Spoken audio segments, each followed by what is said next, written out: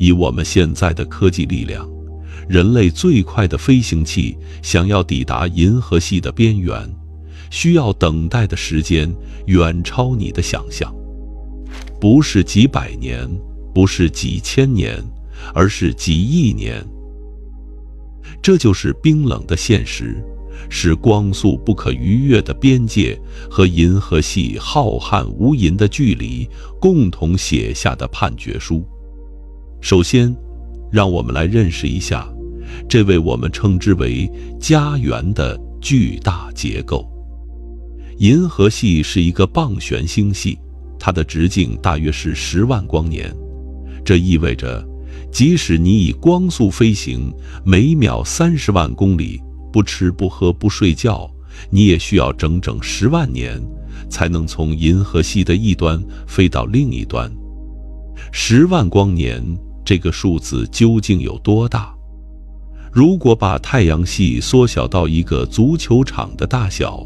那么银河系就会有多大呢？答案是比整个地球还要大。在这样的比例下，我们的太阳只是一粒几乎看不见的尘埃，而地球更是尘埃旁边的一颗原子。银河系中大约有1000亿到4000亿颗恒星，每一颗恒星都可能是某个太阳系的中心。在这些恒星中，有多少颗周围可能存在类似地球的行星？科学家们的估计是数百亿颗，这意味着仅仅在银河系内部就可能有数百亿个地球的可能性。然而，这些可能性对于人类来说几乎是永恒的不可抵达，因为我们被束缚在太阳系这个小小的牢笼里，距离我们最近的一颗恒星比邻星也有 4.24 光年之遥。这个距离用我们目前的火箭技术需要飞大约7万年。7万年，这意味着当人类第一次制造出能够到达比邻星的飞船时，发出这艘飞船的那一代人已经繁衍了3000多代。3000代人，这是人类文明从出现文字到今天的时间跨度，而我们需要如此漫长的时间，只是为了拜访最近的邻居。更重要的是，我们不仅仅是在银河系中，我们还在银河系一个相当偏僻的位置。银河系呈现出一个螺旋状的结构，有多条悬臂从中心向外延伸。我们的太阳系位于一条名为猎户座悬臂的支臂上，距离银河系中心大约有 2.6 万光年。这个位置用城市来比喻，就像是住在城市郊区的一个小镇上。银河系中心是繁华的市中心，那里恒星密度极高，活动异常剧烈。而我们所在的区域就像是城市边缘的宁静社区，恒星之间的距离相对较远，也相对安全。但这种偏僻对我们来说是好事，因为它意味着我们远离了银河系中心那些可能伤害我们的高能事件，超新星爆发、黑洞活动、强烈的辐射。这些危险在我们这个区域相对稀少，为生命的诞生和演化提供了一片相对安宁的空间。然而，这种偏僻也意味着我们想要逃离银河系，需要走更远的路。如果我们想往银河系中心的方向走，那里有更多的恒星和更多的可能性，但距离却更加遥远。而如果我们想往银河系边缘走，那里虽然出路更近，但却是一片荒芜。那里只有稀薄的星际气体和极少数的老年恒星。所以，无论我们选择哪个方向，逃离银河系都是一场跨越数万光年的长征。而我们目前最快的飞船，速度大约是每秒17公里。这个速度听起来很快，但用它来衡量宇宙的距离，就像是用蜗牛的速度来穿越整个中国大陆。说到逃离银河系，有一个物理定律是我们必须面对的：光速不变。1905年，爱因斯坦发表了狭义相对论，其中最核心的发现之一就是，光速是宇宙中所有有质量物体能够达到的极限速度，任何携带信息的物体都不可能超过光速，每秒30万公里。这是宇宙的基本法则，是写进时空结构中的戒律。为什么光速是不可逾越的呢？因为当一个物体越接近光速，它的质量就会越大，加速它所需要的能量就会指数级增长。到达光速需要无穷大的能量，而无穷大的能量在宇宙中是不存在的。这个定律对我们的影响是深远的。想象一下，即使我们能够建造一艘以光速飞行的飞船，从地球出发到达银河系边缘，也需要10万年的时间。而在这10万年中，船上的人需要吃饭、喝水、呼吸空气这些问题，目前没有任何解决方案。更重要的是，即使是光速飞船，在跨越银河系的旅途中，也会遇到另一个问题：宇宙中并非空无一物，星际空间虽然非常稀薄，但仍然存在气体和尘埃。当飞船以接近光速的速度飞行时，即使是微小的粒子撞击，也会带来毁灭性的后果。所以，爱因斯坦的相对论就像是一座无形的监狱，把我们囚禁在光速的牢笼里。在我们熟悉的物理定律框架内，想要逃离银河系似乎是一个不可能完成的任务。但这并不意味着我们没有希望，让我们继续探索，看看科学家们正在研究哪些可能的解决方案。说到太空旅行，大多数人首先想到的就是火箭。这项技术从20世纪初开始发展，到今天已经相当成熟，但它的原理却简单得令人失望。燃烧燃料，产生气体向后喷出，利用反作用力推动飞船前进。我们目前最先进的化学火箭，比如土星5号火箭，或者 SpaceX 的猎鹰重型火箭，推力确实非常强大。土星5号是人类历史上最强的火箭，它能够将50吨重的载荷送到月球轨道。然而，当我们需要用它来进行更远的旅行时，问题就来了。让我们做一个计算，如果我们要用化学火箭将一艘小型飞船送到比邻星，即使飞船本身只有几吨重，也需要携带数千倍的燃料，而这些燃料本身的质量又需要更多的燃料来推动，这是一个无解的循环。所谓的火箭方程告诉我们，化学火箭的效率有一个不可逾越的上限。具体来说，化学火箭的排气速度大约是每秒 4.5 公里。这意味着，即使我们把飞船的所有质量都变成燃料，它能够达到的速度极限也不过是排气速度的几倍。想要用化学火箭达到光速的1%，需要的燃料量就是整个宇宙的质量总和，这显然是不可能的。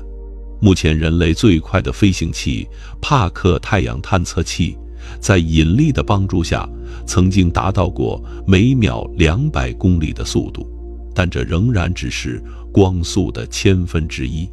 用这个速度想要到达银河系边缘，需要的时间是4.5亿年。化学火箭的另一个问题是，它的能量密度。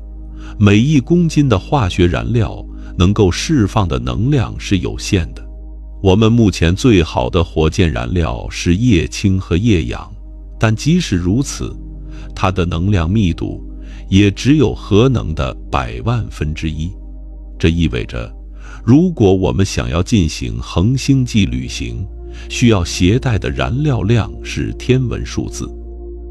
离子推进器是一种与化学火箭完全不同的推进技术。它的原理是，先将气体电离，然后用强电磁场将这些带电离子加速喷出。虽然每次推力很小，但喷射速度可以非常高，而且可以持续工作很长时间。NASA 的深空1号探测器在1998年首次使用了离子推进器，它的排气速度达到了每秒30公里，是化学火箭的7倍。这听起来很厉害，但离子推进器有一个致命的弱点，推力太小。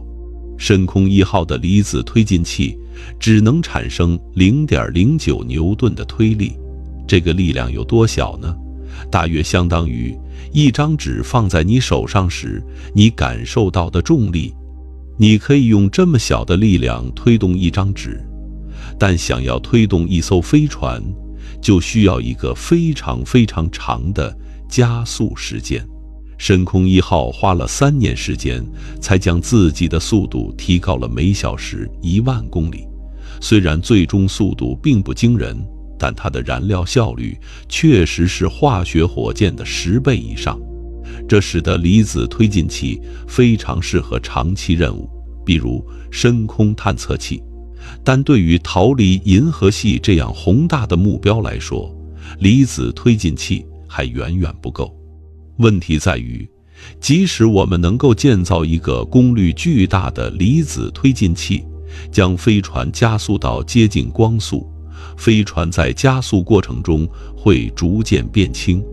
因为离子燃料在不断消耗，但我们仍然需要惊人的时间来加速到足够的速度。如果一艘离子飞船能够以恒定的推力加速，大约需要几年的时间才能接近光速，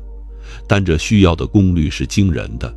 大约相当于全球发电量的数千亿倍。我们目前没有任何技术能够提供这样的能量。太阳帆是一种非常优雅的推进技术，它的原理是利用太阳或者其他恒星发出的光子撞击帆面时产生的压力来推动飞船。这个力量虽然非常微弱，但它是免费的，不需要燃料，只需要阳光。2010年，日本的伊卡洛斯号探测器成功展示了太阳帆技术。它携带的超薄太阳帆展开了14米，利用太阳光的压力调整了自己的轨道。这是人类第一次成功使用太阳帆进行太空任务。太阳帆的优势是，它不需要携带燃料，所以飞船可以一直保持加速状态。如果一艘太阳帆飞船能够持续获得太阳光的推动，理论上它的速度可以越来越快，直到接近光速。然而，太阳帆也有它的局限性，离太阳越远，光子的密度就越低，推力也就越小。所以太阳帆最适合在太阳系内部使用。一旦离开太阳系，没有了阳光的照射，太阳帆就失去了动力。为了解决这个问题，科学家们提出了激光帆的概念。我们可以在地球上或者太阳系内部建造强大的激光阵列，用激光来照射飞船的帆面，代替太阳光提供动力。这听起来像是科幻小说，但物理学家斯蒂芬·霍金在2016年曾经参与过一个名为“突破射星”的计划，就是研究用激光帆将微型探测器加速到光速的1/5的方法。突破射星计划的目标是用激光阵列将一个只有几克重的微型探测器在几分钟内加速到每小时 1.6 亿公里光速的1/5左右。用这个速度，只需要20年左右的时间就可以到达比邻星。但这个计划面临巨大的技术挑战，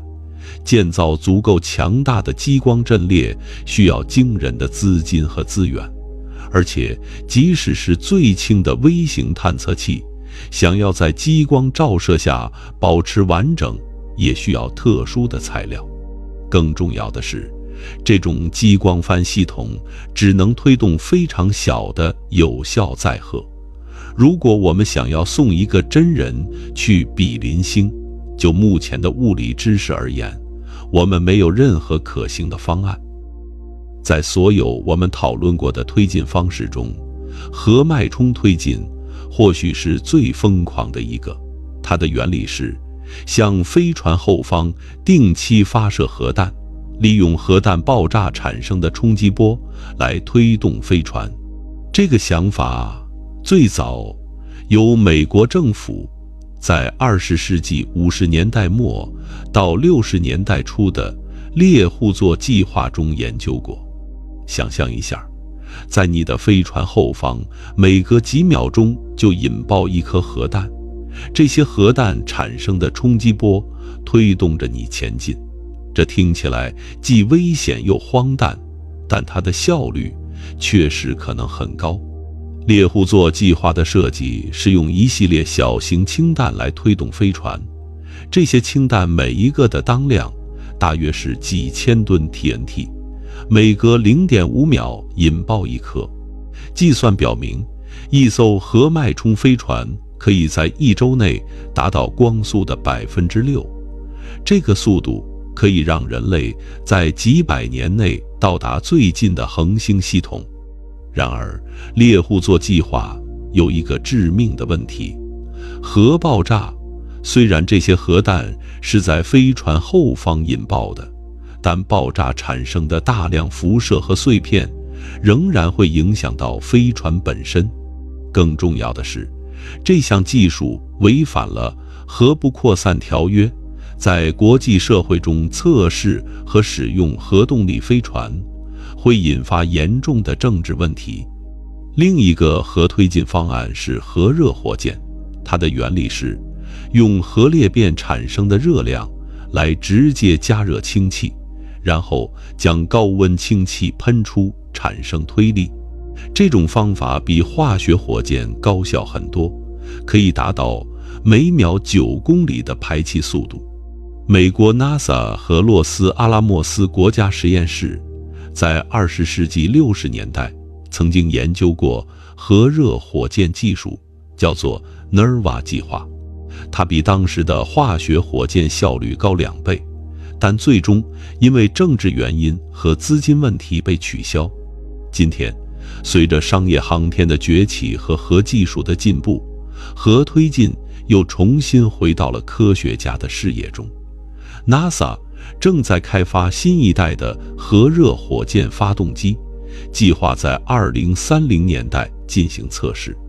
但即使是最乐观的估计，这种技术也只能让飞船达到光速的 1% 左右，仍然远远不够逃离银河系。核聚变是太阳和其他恒星发光发热的能量来源。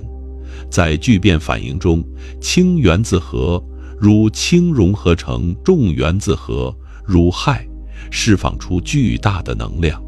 太阳每秒钟就有数亿吨氢参与聚变反应，释放的能量相当于数百亿颗核弹同时爆炸。如果我们能够在飞船上复制这种过程，就能获得远超化学燃料的能量密度。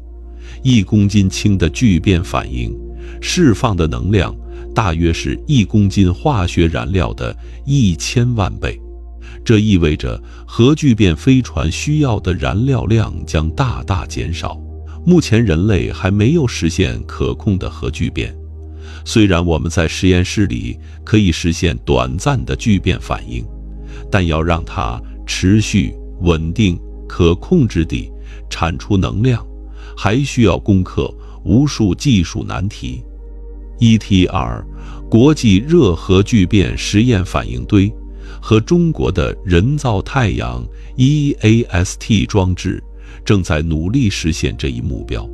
但即使我们能够实现可控核聚变，用它来推动飞船，也存在一个问题：聚变反应产生的能量大部分以高能中子的形式释放出来，我们很难把这些能量高效地转化为推力。目前提出的核聚变推进方案，比如惯性约束聚变推进或磁约束聚变推进，效率都不是很高。一种更高效的设计叫做聚变裂变混合引擎，它的原理是用聚变反应产生的快中子来触发裂变反应，从而同时利用两种核能的优点。这种设计可以大大减少所需的核材料，但仍然面临巨大的工程挑战。基于最乐观的估计，核聚变推进可能让飞船达到光速的5%到10%。用这个速度到达最近的恒星需要40到80年，到达银河系边缘则需要20万到40万年，仍然漫长，但至少在理论上是可以实现的了。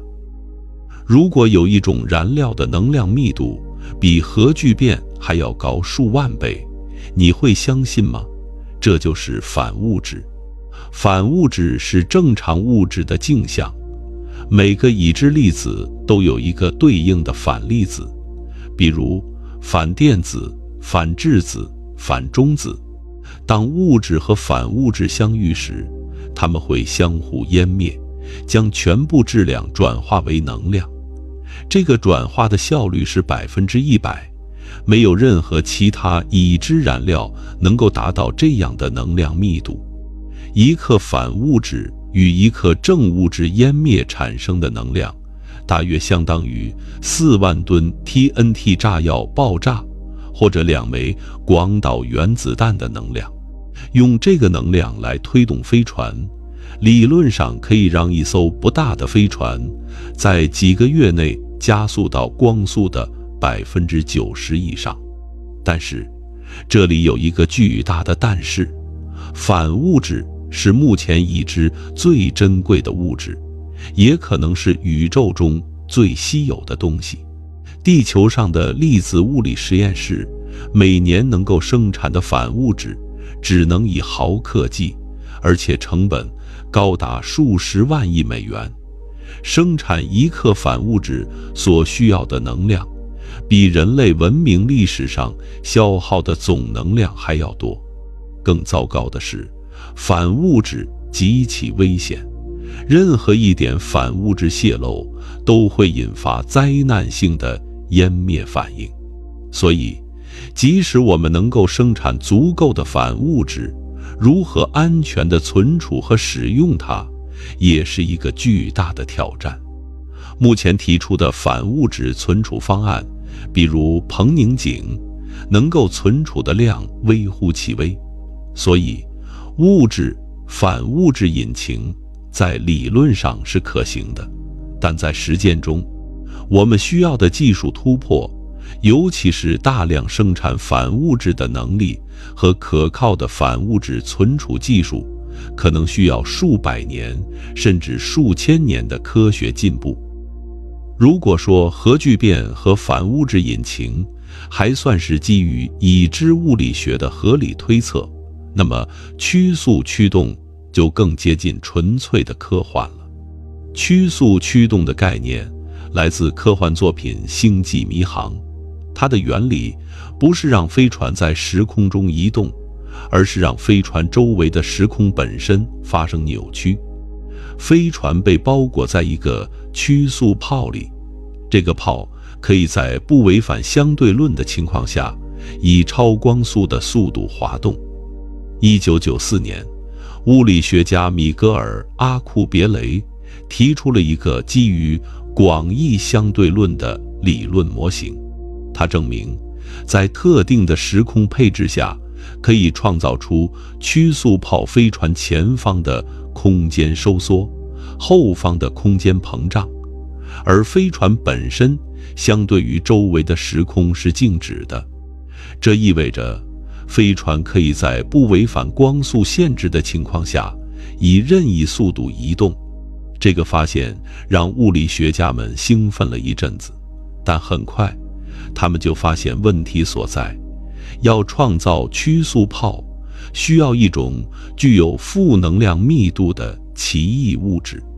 而这种物质在宇宙中是否存在，目前没有任何证据。即使我们能够找到或创造出奇异物质，所需的能量也是惊人的。一些计算表明，即使是将一个曲速炮加速到光速的10倍，需要的能量就相当于木星质量的全部转化为能量，这显然超出了人类的能力范围。所以，曲速驱动目前还只是一个数学模型，一个在广义相对论框架内可能存在但无法实现的理论可能性。但它至少告诉我们，宇宙的规则并不像我们想象的那么绝对。也许有一天，会有人发现我们目前不知道的物理定律，为超光速旅行打开新的可能性。虫洞是另一个来自科幻的概念，但它的理论基础同样来自爱因斯坦的广义相对论。爱因斯坦的方程预言了一种叫做爱因斯坦罗森桥的时空结构，也就是我们常说的虫洞。它像是连接宇宙中2个不同时空点的隧道，穿过虫洞的物质可以在更短的时间内到达更远的地方，就像是宇宙为我们留下的捷径。如果虫洞真的存在，并且我们可以稳定地控制它们，那么逃离银河系就不再需要超光速飞行了。我们只需要找到或创造一个连接太阳系和银河系边缘的虫洞，就可以瞬间到达目的地。然而，虫洞面临2个基本问题。第一，任何试图穿过虫洞的物质都会导致虫洞的坍缩，还没有任何物质能够完整地穿过虫洞。第二，虫洞的入口很可能是黑洞，而黑洞的潮汐力会在物质到达起点之前就把它撕碎。为了保持虫洞的稳定，科学家们再次需要奇异物质，具有负能量密度的物质。就像曲速驱动一样，虫洞目前也只是理论上可能存在，而实际上我们既没有观察到虫洞，也没有找到创造虫洞的方法。不过，虫洞和曲速驱动的存在至少说明了一件事：在爱因斯坦的广义相对论框架内，超光速并非绝对不可能。也许宇宙的规则比我们目前理解的更加复杂，为我们留下了尚未发现的可能性。在讨论如何逃离银河系之前，让我们先来理解我们是如何认识银河系的。人类观测银河系的历史可以追溯到远古时代，在没有任何光学设备的年代，人们只能用肉眼观察夜空。他们看到了一条横跨天空的银色河流，这就是银河这个名字的由来。在希腊神话中，银河是天后赫拉洒落的乳汁，而在中国古代，银河是分隔牛郎织女的天河。第一个用望远镜观测银河系的人是伽利略。1609年，伽利略将自制的望远镜对准银河，发现它并非一片均匀的云彩，而是由无数颗密集的恒星组成。这是人类第一次看见银河系的真实面貌。此后的数百年里，天文学家们用越来越强大的望远镜绘制出了越来越精确的银河系地图。但有一个问题始终困扰着他们：由于我们身处银河系内部，就像是在森林里无法看到森林的全貌一样，我们很难从内部观测到银河系的整体结构。这个问题的解决要等到20世纪，天文学家通过观测其他星系来理解银河系的结构。它们就像是银河系的镜子，让我们能够从外部观察一个漩涡星系的样子。通过对比，天文学家推断出银河系应该是一个棒旋星系，拥有多条旋臂。20世纪见证了人类对银河系认识的飞跃式发展。1915年，美国天文学家沙普利通过观测球状星团的分布，发现太阳系并非位于银河系中心，而是位于靠近边缘的位置。这个发现改变了人类对自身在宇宙中位置的认识。我们并不是宇宙的中心，只是银河系边缘的一个小小存在。1923年，哈勃用当时最先进的胡克望远镜观测仙女座星云，确定它实际上是另一个独立的星系，距离我们超过200万光年。这个发现将宇宙的尺度从银河系扩展到了数十亿光年的范围。到了20世纪中后期，天文学家开始能够详细绘制银河系的3维结构。通过观测不同波段的光学、射电、红外、X 射线，它们可以穿透星际尘埃，看到银河系的不同部分。射电天文学的发展是一个重大突破。氢是银河系中最丰富的元素，它会发出21厘米波长的射电辐射。通过接收这种辐射，天文学家可以看到被尘埃遮蔽的银河系内部区域，绘制出氢气的分布图，这成为了勾勒银河系旋臂结构的关键线索。红外天文学则让我们能够观测到银河系中心被尘埃遮蔽的区域。20世纪80年代的红外巡天观测第一次揭示了银河系中心区域的密集恒星分布。2002年，天文学家发现银河系中心存在着一个巨大的黑洞，称为人马座 A。 这个黑洞的质量大约是太阳的400万倍。虽然相对于许多星系的中心黑洞来说并不算大，但仍然是一个恐怖的引力深渊。人马座 A 的发现解答了一个长期困扰天文学家的难题：银河系中心为什么有如此密集的恒星分布？为什么那里会发生剧烈的能量释放事件？现在我们知道，这是因为黑洞在吞噬周围的物质，同时喷射出巨大的能量流。如果我们想要逃离银河系，银河系中心既是一个机遇，也是一个挑战。一方面，那里有更多的恒星，意味着可能有更多的资源和支持；另一方面，那里有更多的危险，包括黑洞和超新星爆发的风险。更重要的是，银河系中心距离我们有 2.6 万光年，用任何我们已知的推进技术，这个距离都需要难以想象的漫长时间。即使我们能够建造一艘以光速飞行的飞船，也需要 2.6 万年才能到达银河系中心，而我们的寿命只有100年左右。进入21世纪，银河系测绘进入了精确时代。欧洲航天局的盖亚卫星自2013年发射以来，已经测量了超过10亿颗恒星的精确位置、距离和运动。这个数字是革命性的。在此之前，我们对银河系恒星的精确测量只有几千颗。盖亚数据让我们能够以前所未有的精度绘制银河系的3维地图。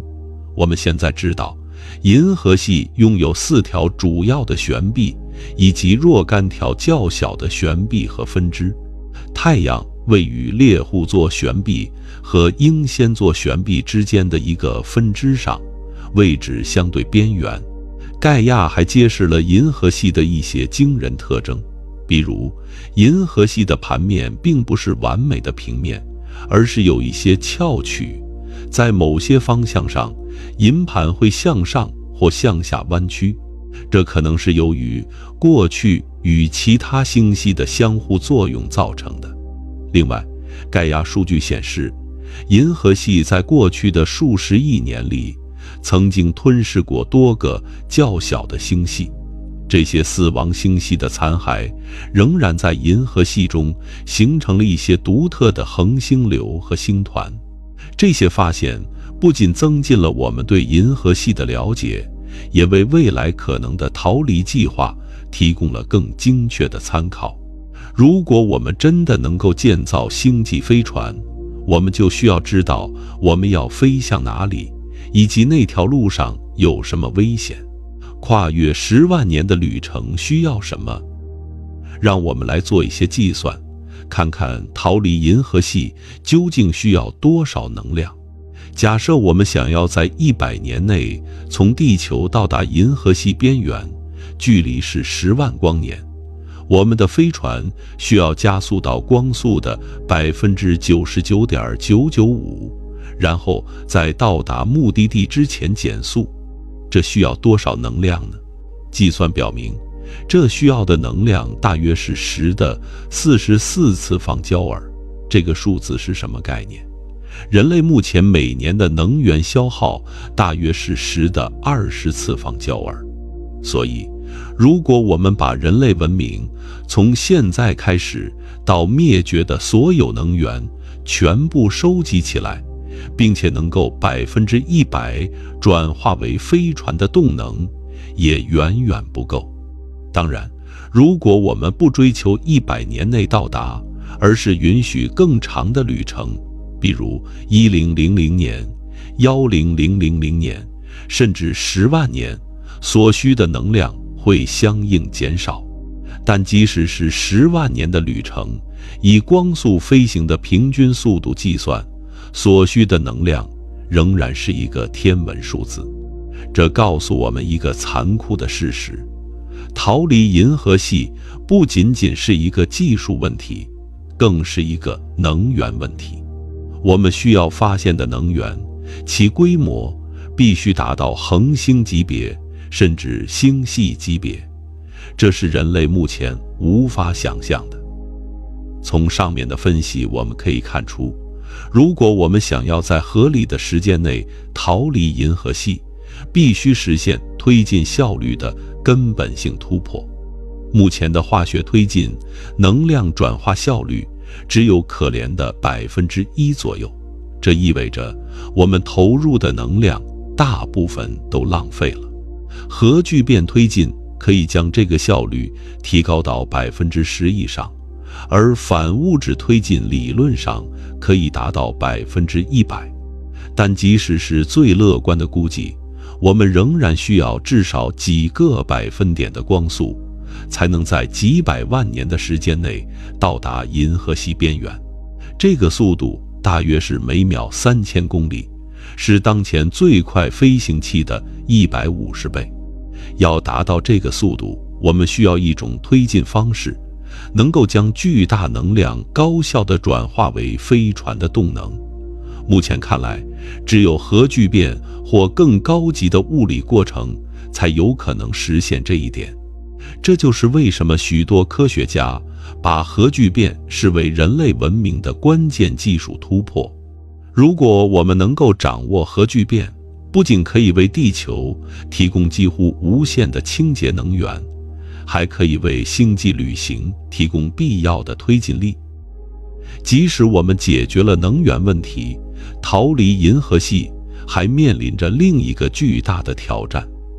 如何在飞船上维持一个封闭的生态系统，让人类在数万年的旅程中存活下来。这个挑战被科学家称为生态闭合。我们需要建造一个完全自给自足的系统，能够循环利用空气、水、食物和废弃物。任何一种物质的短缺都会导致整个系统的崩溃。在国际空间站上， NASA 和俄罗斯航天局已经测试了部分生命维持系统的技术，比如植物可以通过光合作用吸收二氧化碳，释放氧气，同时还可以提供食物。但这些系统的规模都很小，而且需要定期从地球补给。要让生态系统在飞船上运行数万年，我们需要解决几个关键问题。第一，食物来源必须足够多样化和稳定，不能依赖单一作物。第二，废物必须能够被完全回收再利用。第三，任何意外，比如疾病爆发或系统故障，都不能导致灾难性的后果。一些科学家提出，可以建造巨大的星际方舟，内部模拟地球的生态系统。这些方舟需要有足够的体积来维持稳定的生态平衡，可能需要达到几公里甚至几十公里的尺度。但这也带来了新的问题，如此巨大的飞船需要惊人的材料来建造，而这些材料在穿越星际空间时会不断遭遇微流星体和宇宙射线的轰击。太空并非一片完全的真空，即使在远离恒星的星际空间，仍然存在稀薄的气体和尘埃，以及微小的固体颗粒微流星体。当飞船以接近光速的速度飞行时，即使是一粒沙子的撞击，也会释放出相当于炮弹的动能。这就对飞船的材料提出了极高的要求。我们需要一种材料，既要有足够的强度来承受这种撞击，又要有足够的韧性来吸收冲击能量，同时还要能够抵御宇宙射线的辐射。目前人类最强的材料，比如碳化硅、陶瓷或高强度合金，在面对超高速粒子撞击时都会迅速损坏。我们需要发现或创造全新的材料，能够在极端环境下保持完整性。另一个问题是，宇宙射线高能带电粒子主要是氢和氦原子核，会持续轰击飞船表面。长期暴露在宇宙射线中，会导致材料变脆老化，同时也会危及船员的健康。所以，除了高效的推进系统，我们还需要革命性的材料技术。目前，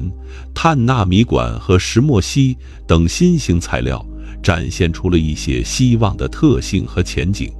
但距离满足星际旅行的要求还有很长的路要走。最后一个挑战，也许是最根本性的，人类的寿命太短了。即使我们能够建造一艘飞船，以光速的1/10飞行，到达银河系边缘，也需要10万年。在这10万年中，船员需要繁衍生息，一代又一代地传承下去。这意味着飞船必须成为一个小型的星际社会，它需要有自己的文化、教育系统和社会组织。每一代人都需要维护飞船系统，并且教育下一代如何继续这段旅程。在这个过程中，有一个问题会不可避免地出现：遗忘。每一代人只能继承上一代人的知识和技能，但总会有些东西在传承中丢失。10万年的时间，足够人类经历数千次的文明轮回。也许最初出发的地球文明会被遗忘，也许会有新的宗教诞生，也许会有人试图返回地球。历史上有一个著名的思想实验，叫做科尔特斯·霍克斯悖论。如果一个人被传送到一个荒岛上，他不可能通过逻辑推理知道这个岛屿是如何运转的。同样，如果一艘飞船在宇宙中漂流了足够长的时间，它的居民可能无法知道飞船的真正来历，他们可能只会把它当作世界。这个问题没有简单的解决方案，也许我们需要从根本上改变人类本身。也许未来的人类会与机器融合，成为能够承受极端环境的半机械生物。也许我们可以开发出大幅延长寿命的技术。也许我们只需要接受逃离银河系的旅程，本质上不是一个人的故事，而是一个物种的传奇。1977年，NASA 发射了旅行者1号和旅行者2号探测器，它们的最初目标是探索外行星、木星、土星、天王星、海王星，但在完成主要任务后，2个探测器继续向外飞行，现在已经进入了星际空间。这意味着它们是人类制造的第一批离开太阳系的物体。虽然它们只是无人探测器而不是载人飞船，但它们确实正在穿越星际空间，朝着银河系的边缘飞去。旅行者1号目前距离地球大约230亿公里，是人类制造的最远物体。它的速度大约是每秒17公里，虽然听起来很快，但相对于银河系的尺度来说，这个速度微乎其微。用这个速度，旅行者1号需要大约4万年才能到达距离我们最近的恒星系统比邻星，而要到达银河系边缘，旅行者1号需要大约几十亿年。在这个时间尺度上，我们的太阳可能已经燃尽，地球早已不存在。但旅行者1号仍然会继续飞行，携带着那张著名的黄金唱片，上面记录了地球的声音和图像。如果银河系中真的存在其他文明，他们有一天可能会发现这艘小小的人类探测器。那时候，人类文明可能早已消失，但这张唱片仍然在太空中漂流，诉说着一个曾经存在过的物种的故事。2015年，新视野号探测器飞越冥王星，完成了人类对太阳系主要行星的首次全面探索。但和新视野号一起发射的还有一个叫做电池的3级发动机，以及一些放射性同位素发电机。虽然新视野号的轨道设计不支持它离开太阳系，但它使用的核动力技术代表了未来深空探索的方向。如果我们要进行更远的星际旅行，我们需要类似的技术。目前NASA 正在开发新一代的核动力推进系统，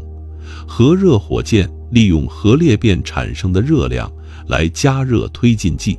可以达到化学火箭2倍的效率。虽然这个效率仍然不够进行星际旅行，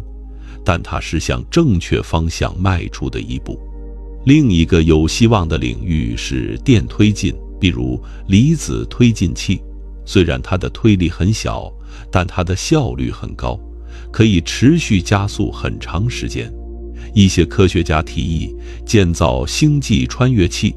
利用核能和电推进的组合，用几十年而不是几万年的时间到达比邻星。我们正处于人类太空探索史上的一个特殊时刻，许多曾经被认为不可能的技术正在从科幻走向现实。SpaceX 的猎鹰重型火箭和 Starship 飞船代表了商业航天的新时代。他们的设计目标是将人和货物运送到月球和火星，并且可重复使用，大大降低了太空旅行的成本。蓝色起源的新谢泼德火箭正在测试可重复使用的亚轨道飞行技术。虽然它的目标是太空旅游，但它展示的技术最终可能用于更远距离的任务。维珍银河也在开发类似的亚轨道太空飞机，虽然目前的飞行时间只有几分钟，但它证明了太空旅游正在从梦想走向现实。这些技术仍然远远达不到逃离银河系的要求，但它们是必要的基础设施。每一次成功的火箭回收，每一次更高效的发动机测试，都在为未来的星际旅行积累技术。与此同时，机器人技术和人工智能的进步也在为星际探索开辟新的可能性。无人探测器不需要食物、水和空气，可以在太空中存活更长时间。也许第一批离开太阳系的人类，实际上是携带人工智能的微型探测器。当我们讨论逃离银河系的可能性时，我们实际上是在探索人类知识的前沿。科学告诉我们，光速是不可逾越的，这是一条铁律，是爱因斯坦相对论的核心结论。然而，科学也告诉我们，宇宙比我们想象的更加奇异。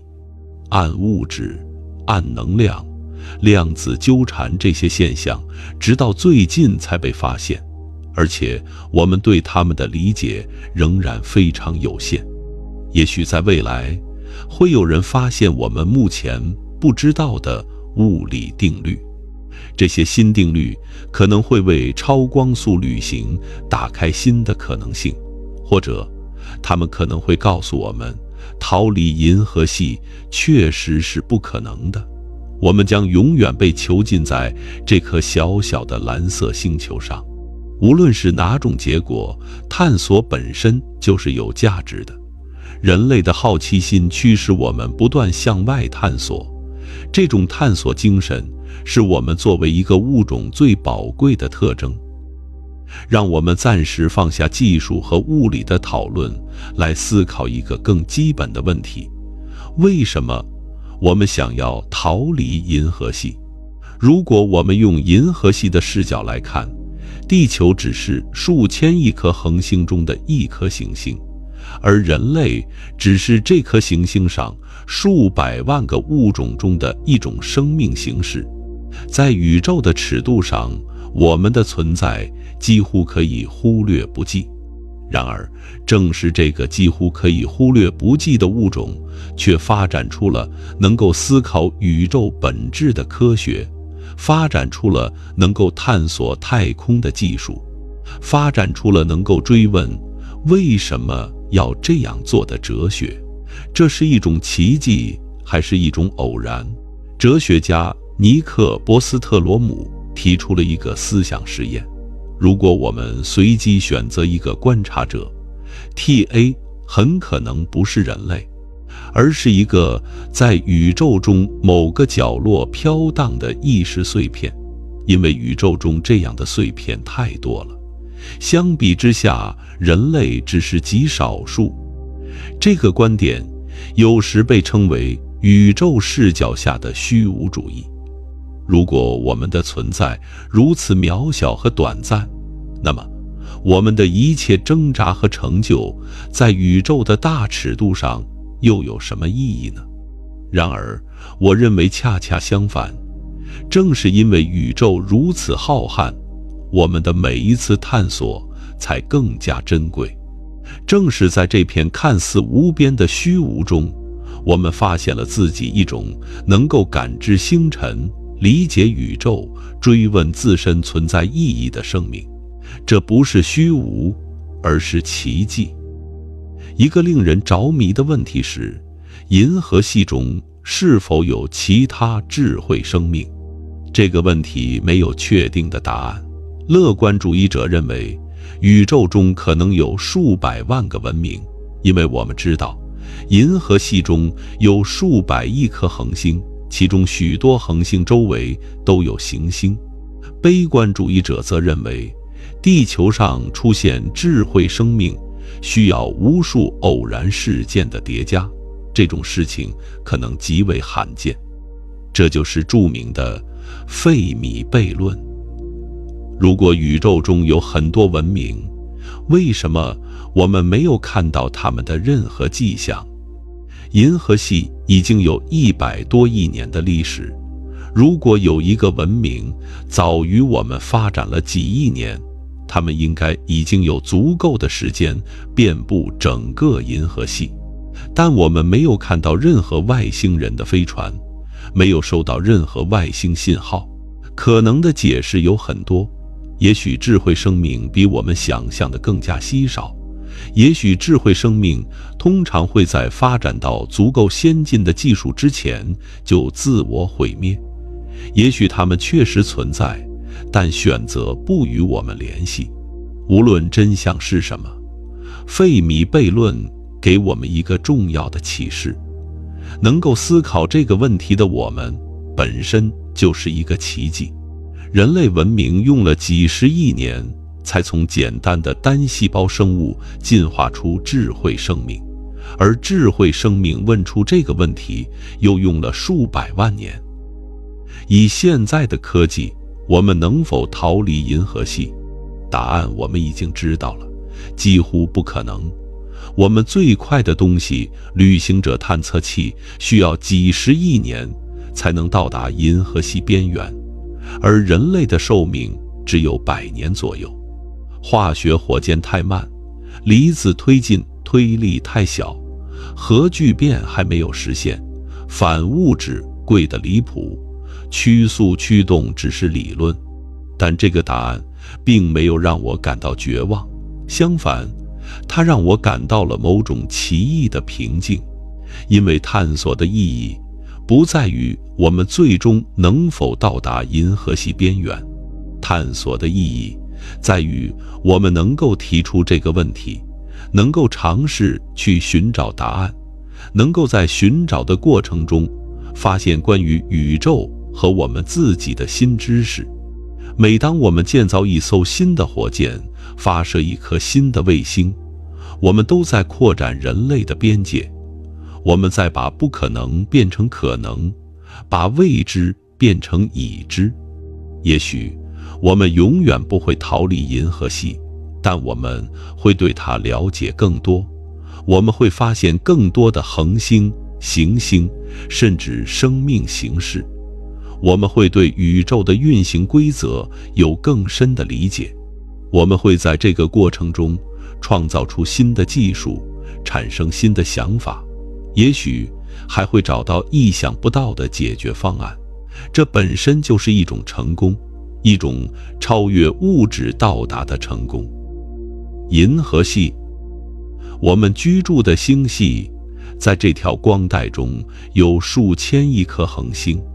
每一颗恒星都有自己的故事，也许有自己的行星和生命。而在这数千亿颗恒星中，有一颗小小的黄矮星，它周围有一颗蓝色的星球，上面住着一群好奇的生物，它们正在试图理解自己在这片星海中的位置。那些生物就是我们可能永远无法穿越星际之间的虚空，到达银河系的边缘，但我们可以了解它。我们可以用望远镜观测它的悬臂，用探测器测量它的质量，用数学模型模拟它的演化。我们可以用想象力穿越光年的距离，即使身体无法到达。我们曾经以为自己是宇宙的中心，后来发现我们只是银河系边缘的一颗行星上的一个物种。现在又发现我们可能永远无法离开这个小小的星系。这种渺小感可能会让人感到沮丧，但我要说，这恰恰是我们需要另一种视角的时刻。想想看，在过去的100年里，人类从第一次飞行发展到登月，从发现相对论到探测引力波，从用肉眼观星到用哈勃望远镜拍摄深空图像，这些成就在1900年看来都是不可想象的。1900年的人们认为地球是平的，太阳围绕地球转，人类永远不可能飞行。但仅仅66年后，人类就登上了月球，而那时距离莱特兄弟的第一次飞行只过去了66年。历史告诉我们，技术的进步往往是指数级的，而非线性的。今天看起来不可能的事情，可能在几十年或几百年后变得司空见惯。所以，逃离银河系在今天是不可能的，但这并不意味着它在永远都是不可能的。也许在几百年后，我们会掌握核聚变能源；也许在几千年后，我们会找到扭曲时空的方法；也许在几百万年后，我们的后代已经分布在银河系的各个角落。也许我们永远无法穿越这条银河，但我们可以在这里，在这颗蓝色星球上的这个夜晚，安静地躺下，闭上眼睛，听着风声，想象着光年之外的星辰。我们的身体不会离开银河系，但我们的心灵可以。晚安，愿你有一个美好的梦，梦里有星辰和大海，有无限的可能。